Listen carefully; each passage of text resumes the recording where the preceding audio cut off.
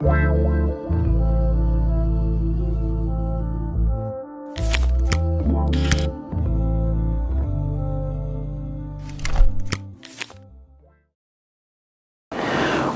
est célébrée la fête de Saint Philippe Néri, prêtre, qui est considéré avec les apôtres Pierre et Paul comme les apôtres de Rome.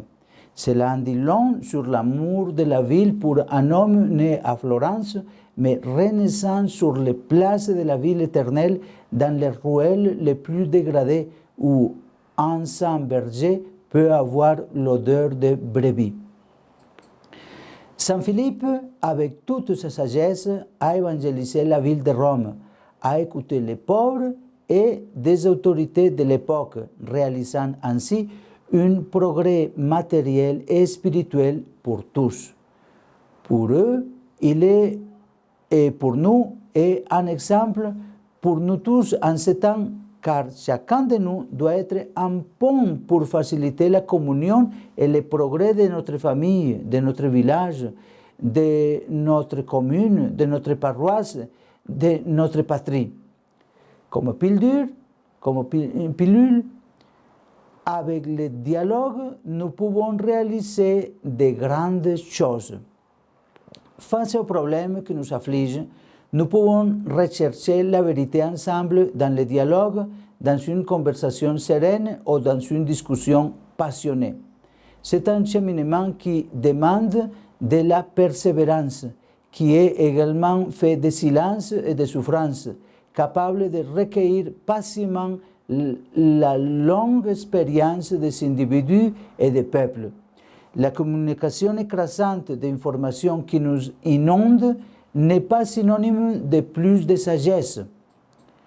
La sagesse ne se forge pas avec des recherches anxieuses sur Internet, ni avec une somme d'informations dont la véracité n'est pas assurée.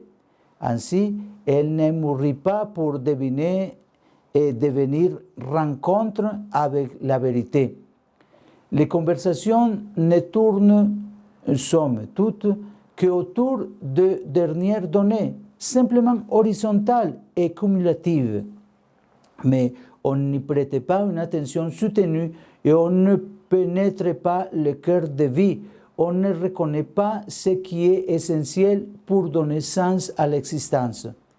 Ainsi, la liberté devient une illusion qu'on nous vend et qui se confond avec la liberté de naviguer devant un écran. Le problème, c'est qu'un chemin de fraternité locale et universelle ne peut être parcouru que par des esprits libres et prêts pour de vraies rencontres. Ces esprits libres, prêts pour de vraies rencontres, sont dans des personnes qui font du Christ le centre et l'idéal de la vie. Proposons-nous d'imiter davantage Jésus qui a établi avec chaque personne rencontrée sur son chemin un vrai dialogue, une vraie rencontre.